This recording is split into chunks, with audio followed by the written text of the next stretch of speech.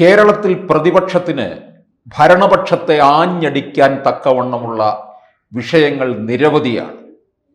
ഒരു വിഷയം മാത്രം മതി ഈ സർക്കാരിനെ താഴെ ഇറക്കാനും പ്രതിപക്ഷത്തിന് വിജയത്തിലേക്ക് കടക്കാനും.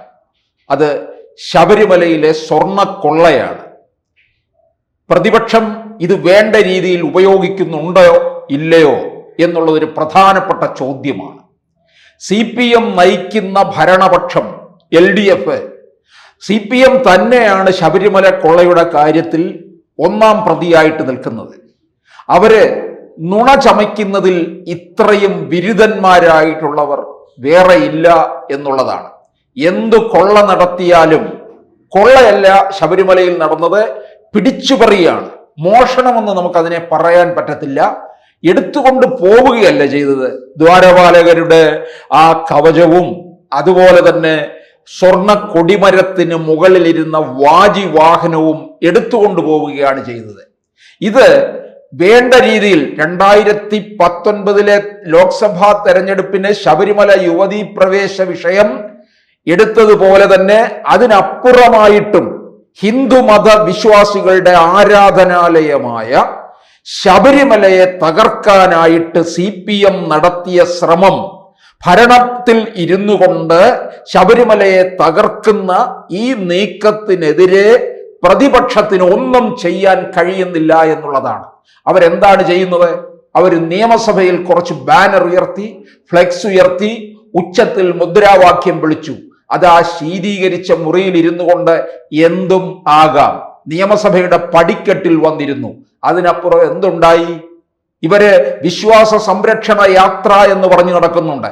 ഏതെങ്കിലും തരത്തിൽ സർക്കാരിന്റെ ഏതെങ്കിലും ഒരു ഭാഗത്തൊരു പോറലേൽപ്പിക്കാനായിട്ട് ഈ കോൺഗ്രസ് നയിക്കുന്ന UDF സാധിക്കുന്നുണ്ടോ?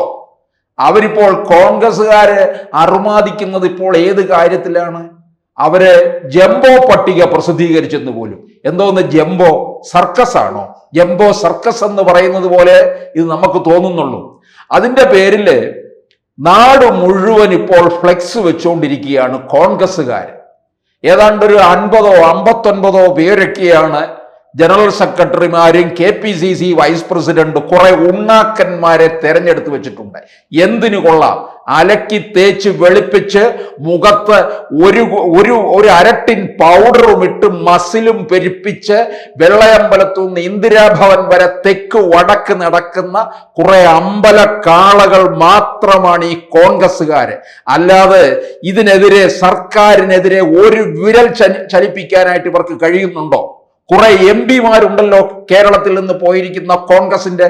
എന്ത് ചെയ്തിട്ടുണ്ട് അവരും പണ്ട് ഇതേപോലെ തന്നെ ആയിരുന്നു. ഇപ്പൊ വളരെ അതിസുഖിമാന്മാരായിട്ട് നിൽക്കുകയാണ്. ഈ പോയിരിക്കുന്ന MP-മാര് തിരിച്ച് കേരളത്തിൽ വന്ന് നിയമസഭയിലേക്ക് മത്സരിക്കാനായിട്ട് കച്ചകെട്ടി നിൽക്കുകയാണ്. എന്തിനു വേണ്ടി? ഇവിടെ മത്സരിച്ച് വിജയിച്ചു കഴിഞ്ഞാൽ UDF അധികാരത്തിൽ വരികയാണെന്നുണ്ടെങ്കിൽ മന്ത്രി പദവിയിൽ കയറി ഇരിക്കാമെന്ന് ഈ പുങ്കവന്മാർ കരുതിയിരിക്കുകയാണ്. അതിന് കുപ്പായവും തയ്ച്ചു നിൽക്കുകയാണ്. ഈ സർക്കാരിനെതിരെ ആഞ്ഞടിക്കാൻ പോലും കഴിയുന്നില്ല എന്നുള്ളതാണ്. ഇപ്പൊ തിരുവനന്തപുരത്തോട് നടക്കാൻ വയ്യാത്ത തരത്തില് നാട് മുഴുവൻ ഫ്ലെക്സ് ഉയർന്നിരിക്കുകയാണ്.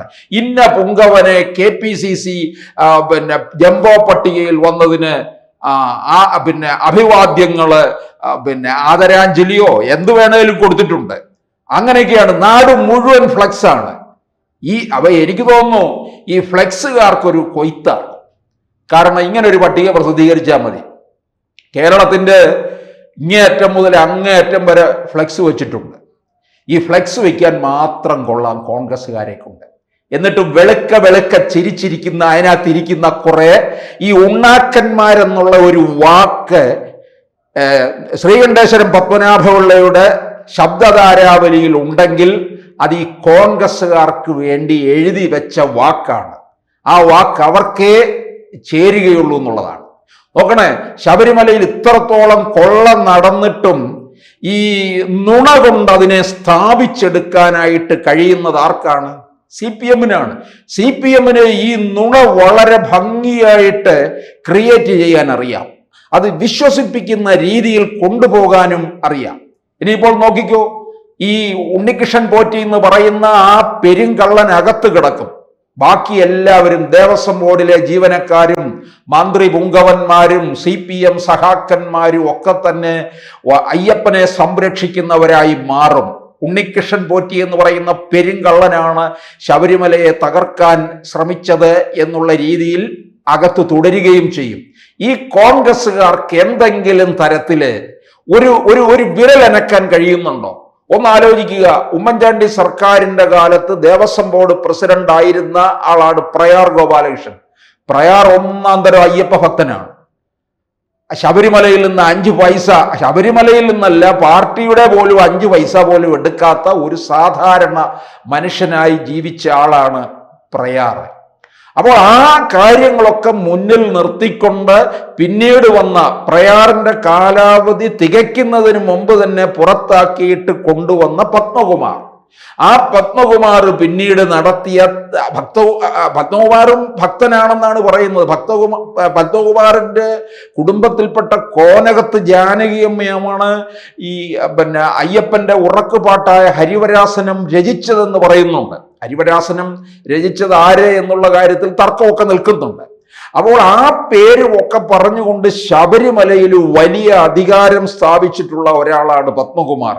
അങ്ങനെയാണ് ഈ അയ്യപ്പ വിഗ്രഹത്തിൽ അണിഞ്ഞിരിക്കുന്ന രുദ്രാക്ഷ മാലയും യോഗദണ്ഡും പോലും എടുത്തുകൊണ്ടു പോകാനായിട്ട് പത്മകുമാറിന് സാധിച്ചത് എന്നുള്ളതാണ്. ഇതൊന്നും തന്നെ ഈ കോൺഗ്രസ്സുകാർക്ക് അക്കമിട്ട് എണ്ണി വയ്ക്കാൻ കഴിയുന്നില്ല എന്നുള്ളതാണ്.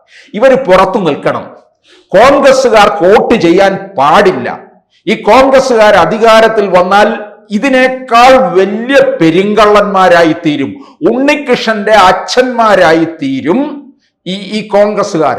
അതുകൊണ്ട് യഥാർത്ഥത്തിൽ കോൺഗ്രസ്സുകാരെ വിജയിപ്പിക്കരുത് എന്ന് പറഞ്ഞാൽ CPMകാരെ വിജയിപ്പിച്ച് വീണ്ടും അധികാരത്തിൽ എത്തണമെന്നല്ലേ ഞാൻ പറയുന്നത്. പിന്നെ ആർക്കാണ് എന്നുള്ള ഒരു ചോദ്യം ഉയരും. അത് BJPക്കാണോ? അത് നിങ്ങളുടെ ഇഷ്ടം, ഇല്ലെങ്കിൽ വോട്ട് ചെയ്യാതിരിക്കാം. ഈ പെരുങ്കള്ളന്മാരെ, കാരണം എന്ന് പറഞ്ഞാൽ ഈ മസിലും പെരിപ്പിച്ച് തിന്നു കുടിച്ച് ഞാൻ നേരത്തെ പറഞ്ഞതുപോലെ അമ്പലക്കാളകളെ പോലെ നടക്കാനേ ഈ കോൺഗ്രസ്സുകാരന്മാർക്ക് കഴിയൂ എന്നുള്ളതാണ്. അവർക്ക് സർക്കാരിനെതിരെ വിരൽ ചലിപ്പിക്കാൻ കഴിയില്ല. ഈ ഒരൊറ്റ വിഷയം മതി സർക്കാരിനെ താഴെ ഇറക്കാൻ. ആർക്കും ഒരു നഷ്ടവും ഉണ്ടാക്കാതെ പോയ സരിത വിഷയത്തിലൂടെ ഇവർ കാണിച്ചിട്ടുള്ള കോപ്രായങ്ങൾ എന്തായിരുന്നു തിരുവനന്തപുരത്ത് നടത്തിയത്? അതിലൂടെയല്ലേ ഉമ്മൻചാണ്ടി സർക്കാരിന് സ്വസ്ഥത കൊടുക്കാതിരുന്നത്? 2016 പിണറായി വിജയൻ അധികാരത്തിൽ വരുന്നതും ആ ഒരു തരത്തിലല്ലേ? ഇല്ലെന്നുണ്ടെങ്കിൽ ഉമ്മൻചാണ്ടിക്കും തുടർഭരണം ലഭിക്കുമായിരുന്നല്ലോ. അപ്പോൾ കോൺഗ്രസ്സുകാർക്ക് വേണ്ടവണ്ണം പിടിച്ചു നിൽക്കാൻ കഴിയാതെ പോകുന്നു എന്നുള്ളതാണ്. ഒരു സമരത്തിന് നേതൃത്വം കൊടുക്കാനായിട്ട് കഴിയുന്നില്ല എന്നുള്ളതാണ്. നിങ്ങളില്ലെങ്കിൽ ഒരു കാര്യം ചെയ്യും, മുസ്ലിം ലീഗിനോട് സമരം ചെയ്യാൻ പറ. ശബരിമല വിഷയത്തില്, അതായത് അയ്യപ്പന്റെ ഉറ്റ മിത്രമാണ് വാവര്. വാവരുടെ മിത്രമായ അയ്യപ്പന്റെ സ്വർണം മുഴുവൻ അടിച്ചുകൊണ്ടുപോയ CPMകാർക്കെതിരെ സമരം ചെയ്യാനായിട്ട് ലീഗിനെ ഇറക്ക്. നിങ്ങളെ കൊണ്ട് ഏതായാലും കഴിവില്ല എന്നുള്ളത് തെളിഞ്ഞിരിക്കുകയാണ്. നിങ്ങൾ ഈ വരുന്ന തെരഞ്ഞെടുപ്പിൽ നിങ്ങൾ 8 നിലയിൽ പൊട്ടും എന്നുള്ളത് ഉറപ്പായ കാര്യമാണ്. നിങ്ങൾ അധികാരത്തിൽ വരാൻ പാടില്ല. വന്നു കഴിഞ്ഞാൽ CPMകാരെക്കാൾ പെരുങ്കള്ളന്മാരായി മാറുകയും ചെയ്യും. കോൺഗ്രസ് എന്തായാലും 2026 മരിക്കും, ഉറപ്പായ കാര്യമാണ്. UDF പിരിഞ്ഞു പോകും. ലീഗും അതുപോലെയുള്ള ഘടകകക്ഷികളും ഒക്കെ മറ്റു മുന്നണികളിൽ പോവുകയും ചെയ്യും. ലീഗിനെ CPM കൂട്ടുപിടിക്കും. അല്ലെന്നുണ്ടെങ്കിൽ BJP നയിക്കുന്ന NDA സഖ്യത്തിലേക്ക് പോയാൽ കേരളത്തിൽ മറ്റൊരു ഭരണത്തിലേക്ക് പോകുന്നത് നമുക്ക് കാണാം. ലീഗിന് മുഖ്യമന്ത്രിയാകാനായിട്ട് LDFന്റെയോ UDFന്റെയോ കൂടെ നിന്നാൽ കഴിയത്തില്ല. കഴിയണമെന്നുണ്ടെങ്കിൽ അത് NDAയുമായിട്ടൊരു സഖ്യത്തിലേക്ക് പോയാൽ സാധിക്കും. NDA ഇവിടെ ഒരു 5 മുതൽ 10 സീറ്റ് വരെ പിടിച്ചാൽ മതി. അങ്ങനെ ഒരു നേട്ടം ഉണ്ടാക്കിയെടുക്കാൻ കഴിയും. അപ്പോൾ എന്തായാലും കേരളത്തിൽ 26 പുതിയ ഒരു നീക്കമായിരിക്കും ഉണ്ടാകാൻ പോകുന്നത്. കോൺഗ്രസ്സുകാരുടെ അന്ത്യം കുറിക്കാൻ പോകുന്നു. KPCC ഓഫീസ് പൂട്ടി അത് ഇടിച്ചു നിരത്തുക. ബംഗാളിലെ CPMന്റെ ഓഫീസുകൾക്ക് എന്താണ് പറ്റിയിരിക്കുന്നത്? അവിടെ ഇല്ലല്ലോ ഇപ്പം. അത് മുഴുവൻ മമതാ ബാനർജി ഏറ്റെടുത്തിരിക്കുകയല്ലേ. ത്രിപുരയിലെ സ്ഥിതി എന്താണ്? അതേപോലെ കേരളത്തിൽ കോൺഗ്രസ്സുകാർക്കും ഇതേ അവസ്ഥ തന്നെ സംഭവിക്കാൻ പോകുന്നു എന്നുള്ളതാണ് ഇപ്പോൾ തെളിഞ്ഞു വരുന്ന കാര്യം. എന്തായാലും കോൺഗ്രസ്സുകാർക്ക് നാട് മുഴുവൻ ഫ്ലെക്സ് ഉയർത്തി ആഘോഷം നടത്തിക്കൊണ്ടിരിക്കാം. അല്ലാതെ ഒരു സമരത്തെ നേരിടാനായിട്ട് ഇവർക്ക് കഴിവില്ല. അതുകൊണ്ട് എന്ത് സംഭവിക്കുന്നു? 2026 എന്നല്ല, കേരളത്തിൽ ഇനി ഒരു കാലത്തും കോൺഗ്രസ് ഗുണം പിടിക്കാൻ പോകുന്നില്ല. ഗുണം പിടിക്കരുത്. കൂടുതൽ വാർത്തകളും വിശേഷങ്ങളും നിങ്ങളിലേക്ക് എത്താൻ ABC മലയാളം സബ്സ്ക്രൈബ് ചെയ്യുക, ബെൽ ബട്ടണും അമർത്തുക.